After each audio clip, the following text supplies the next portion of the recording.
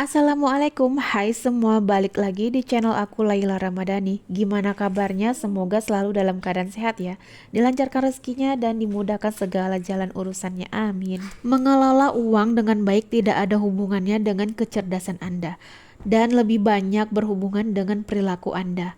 Ini dia slogan dari kata-kata The Psychology of Money. Dari buku The Psychology of Money, yang cerdas, yang berpendidikan belum tentu bisa mengelola uang dengan baik. Justru yang biasa aja, yang tanpa pendidikan, bisa mengelola uang dengan baik. Dan ini mohon maaf ya, tidak ada bermaksud menyinggung siapapun, tapi buku ini menceritakan banyak banget orang-orang yang tamak, termasuk diriku yang selalu merasa kurang, suka ngebandingin diri dengan orang lain. Padahal kalau aku tahu ilmu ini dari dulu aja, mungkin 10 tahun lalu aku bakalan bisa bebas finansial. Tapi apa boleh buat, nasi sudah menjadi bubur, ya tinggal ditambah kecap dan santan. Bercanda ya teman-teman, tapi nggak apa-apa, masih banyak waktu dan tenaga untuk bisa belajar lebih baik lagi. Di video kali ini aku mau update budgeting mingguan aku di minggu keempat bulan Juni 2025. Buat teman-teman yang baru bergabung, selamat datang di channel aku. Salam kenal, kalian bisa komen dari mana aja. Di sini aku bukan bermaksud pamer atau menggurui siapapun. Di sini aku juga lagi belajar ya teman-teman. Cuman di sini aku tuh lagi sharing aja bagaimana aku cara mengatur uang dari Pak Suami. Untuk di budgeting minggu ini aku mau merubah strategi budgeting aku sedikit. Karena apa? Karena aku lagi usaha untuk naiki tangga keempat ya teman-teman. Nah, buat teman-teman yang nggak tahu tangga keempat itu apa, tangga keempat itu investasi ya teman-teman. Nah, jadi teman-teman, aku tuh pengen bisa bebas finansial. Jadi dari mulai tangga pertama, yaitu menabung 10 juta pertama untuk apa? Untuk bertahan hidup, bukan untuk gaya-gayaan. Jadi kalau ketika kita nanti nggak kerja lagi atau di PHK, ini bisa untuk bertahan hidup gitu ya teman-teman. Nah, lanjut untuk tangga kedua, kalau kalian yang punya hutang atau cicilan, kalian bisa lunasi dulu. Dan alhamdulillah aku nggak punya hutang ataupun cicilan. Selanjutnya tangga ketiga adalah mengumpulkan dana darurat 3-6 bulan pengeluaran. Semisal kalian punya gaji 3 juta selama sebulan, berarti kalian harus bisa mengumpulkan 18 juta. Untuk apa dana darurat? Supaya kalau kalian misalnya ada kejadian yang nggak terduga, misal motor rusak atau kerusakan di dalam rumah, genteng bocor atau segala macam gitu ya, ini tuh bisa digunain. Dan alhamdulillah ini aku udah terkumpul ya, alhamdulillah banget. Tapi aku nyimpannya nggak di binder, di tempat lain, dan ini cuman aku saja yang tahu. Nah, untuk selanjutnya di tangga keempat itu adalah investasi. Dari penghasilan 20% diinvestasikan. Bisa diinvestasikan ke emas ataupun di reksadana.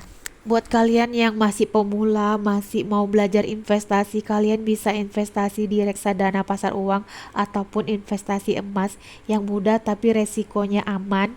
Oke, lanjut ya. Di sini aku tulis dulu anggaran kebutuhan untuk 1 minggu ke depan.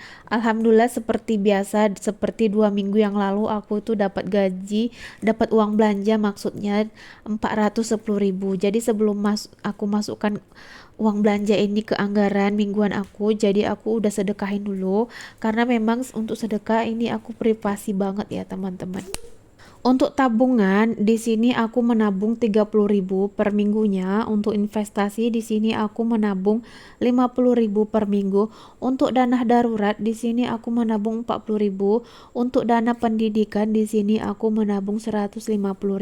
Alhamdulillah. Untuk keinginan di minggu ini aku nggak budgetkan ya teman-teman. Nah, selanjutnya untuk kebutuhan di sini aku budgetkan untuk air minum atau galon di sini 15.000 per minggu. Untuk iuran sampah di sini aku budgetkan 5.000 per minggunya. Untuk dana tak terduga di sini aku budgetkan 30.000. Untuk kebutuhan istri di sini aku budgetkan 10.000 aja karena memang untuk kebutuhan di sini masih ada ya teman-teman. Cuman aku nggak simpan di sini supaya apa? Supaya nggak tergiur aku beli yang enggak. Jadi aku simpan di tempat lain. Jadi istilahnya aku tuh menabung untuk kebutuhan aku kayak beli skincare atau beli hand body, lipstick dan lain-lain sebagainya gitu ya. Nah, lanjut untuk jajan anak di sini aku budgetkan 30.000 per minggu. Untuk belanja mingguan di sini aku budgetkan 150.000 per minggu. Untuk kuota di sini aku budgetkan 20.000 per minggunya. Nah, jadi untuk kebutuhan di minggu ini tuh 260.000 sama kayak minggu yang lalu. Nah, lanjut aja di sini aku mau evaluasi di budget minggu yang lalu, minggu ketiga. Nah, ini itu ada sisa dari galon dari air minum ada 5.000 sisanya. Untuk iuran sampan ini tuh masih ada ya, teman-teman. Jadi aku mau untuk bulan depan aku mau sisihkan 5.000, jadi aku nggak ambil lagi. Untuk dana tak terduga ini tuh ada sisa 12.000. Untuk kebutuhan istri itu masih ada sebenarnya, cuman aku simpan di tempat lain. Untuk belanja mingguan di sini udah nggak ada lagi minus ya. Untuk kebutuhan anak itu udah nggak ada lagi. Dan untuk kuota ini masih ada ya. Karena untuk bulan depan aku mau beli kuota 100.000 ya. Itu sekitar 75 giga gitu ya. Nah, jadi 100.000 satu bulan itu alhamdulillah cukup banget ya, teman-teman. Karena aku tuh jarang scrolling sosmed, aku cuman hanya upload video aja. Untuk di minggu ini aku budgetkan belanja mingguan itu 150.000 karena jadi rencananya minggu ini aku tuh mau beli cabai, bawang, tomat, bumbu-bumbu dan lainnya. Jadi biasanya kalau aku enggak belanja bumbu itu aku budgetkan 120 sampai 130. Tapi kalau untuk beli bumbu itu aku budgetkan 150 per minggu. Alhamdulillah ini cukup banget ya, teman-teman. Lanjut di sini aku mulai masukkan untuk menabung dulu baru sisanya itu untuk kebutuhan. Seperti biasa di sini aku nabung dulu untuk tabungan utama. Nah, untuk tabungan utama ini itu udah terkumpul 1.160.000. Nah, ini rencananya aku mau buat pulang kampung untuk tahun 2026 di akhir tahun ya, bukan di lebaran. Karena kalau di lebaran itu ongkosnya mahal banget, teman-teman. Jadi aku kalau pulang itu di akhir tahun bukan di lebaran. Kalau di akhir tahun itu ongkosnya lebih hemat gitu ya, teman-teman. Karena kan memang aku itu tinggalnya di Aceh. Jadi jarang ada yang pulang kampung waktu di tahun baru. Itu jarang banget pulang ke Medan gitu. Sambil masukkan uangnya ke dalam binder, di sini aku mau cerita sedikit tentang the psychology of money. Jadi ceritanya di sini itu ada petugas kebersihan yang namanya Ronald Reed.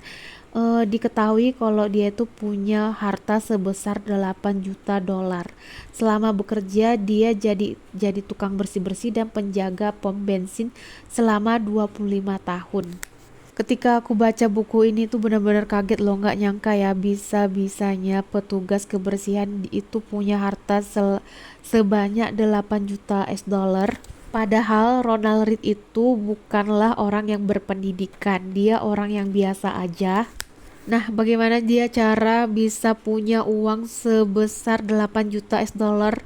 Nah, dia tuh hidupnya sederhana dan dia menabung setiap hari berapa aja dia tabung dan dia putarkan beli saham, teman-teman. Di tahun 2014, Ronald Reed menghebohkan masyarakat Amerika karena dia menyumbang 6 juta dolar di rumah sakit dan perpustakaan. Dan dia meninggal di tahun 2014 dan di situ orang heboh menceritakan Ronald Reed dan dia mewariskan uang sebesar 2 juta dolar kepada anak-anaknya. Beda banget sama Richard Puskon. Iya, ini Puskon namanya. Mohon maaf ya kalau bahasa Inggris aku tuh nggak selincah kayak orang-orang karena aku memang masih belajar banget ya. Dan dia ini punya bisnis di mana-mana. Dia juga orang pengusaha, dia juga orang berpendidikan. Tapi ceritanya ini dia itu punya hutang di mana-mana. Nah, untuk selanjutnya kalian bisa baca bukunya langsung ya, teman-teman. Kalian bisa beli bukunya di link deskripsi aku. Ini tuh banyak banget cerita-cerita menarik. Jadi ketika aku kurang bersyukur, nah lihat gaji orang yang banyak, terus mereka punya mobil, punya ini upgrade HP baru. Tapi buku ini tuh memang menguatkan aku untuk bisa lebih bersyukur lagi. Dari cerita singkat yang tadi, yang kelihatannya miskin, biasa-biasa aja belum tentu dia miskin. Tapi yang kelihatannya kaya, belum tentu dia kaya. Justru yang kelihatan kaya, sukses, punya rumah besar, punya mobil mewah itu belum tentu keuangannya itu stabil dan dia belum tentu bisa mengelola uang dengan baik. Dari buku The Psychology of Money ini tuh ada kata-kata yang bikin menampar diriku banget dan mungkin kalian juga ya. Jadi kata-kata ini itu untuk memahami mengapa orang terjebak hutang, Anda tak perlu belajar suku bunga. Anda harus belajar sejarah ketamakan, kegelisahan, dan optimisme. Dari cerita singkat Ronald Read, kekayaan sebenarnya itu bukan dilihat dari pakaian mewah ataupun mobil mewah dan rumahnya yang mewah, tapi sebenarnya kekayaan dia yang punya aset. Uang yang bekerja untuk dia itulah kekayaan yang sebenarnya. Uang itu terkadang suka datang tiba-tiba dan tapi terkadang suka pergi begitu saja, benar kan teman-teman? Terkadang aku tuh suka minder ya teman-teman sama orang-orang yang gajinya besar terus langsung nyicil rumah, nyicil mobil, terus upgrade HP baru dan upgrade motor terbaru. Itu bukanlah orang kaya yang sebenarnya teman-teman, melainkan hanya untuk memvalidasikan diri supaya kelihatan lebih kaya. Dari The Psychology of Money, aku tuh menyadari bahwa sebenarnya rumah, mobil, itu sebenarnya bukan aset, itu hanyalah liabilitas. Dan aku baru sadar bahwa sebenarnya orang yang kelihatan kaya belum tentu kaya. Dia justru yang kaya adalah orang yang paham betul cara kerjanya uang. Buat kalian yang gajinya minim sama kayak aku, nggak perlu minder sama orang yang penghasilannya besar. Kalau kalian terus ngikutin aku, di sini kita sama-sama berjuang buat kebebasan finansial di masa yang akan datang. Buat teman-teman yang mengikuti aku dari awal sampai akhir, aku ucapkan terima kasih. Sekiranya ada kesalahan dan salah berbicara aku atau menyinggung kalian, mohon maaf ya. Jika kalian suka sama video aku, kalian bisa like, comment, dan subscribe, atau kalian bisa share juga ke teman kalian ya. Mungkin sampai di sini dulu video aku. Sampai jumpa di video aku yang selanjutnya. Wassalamualaikum, dadah.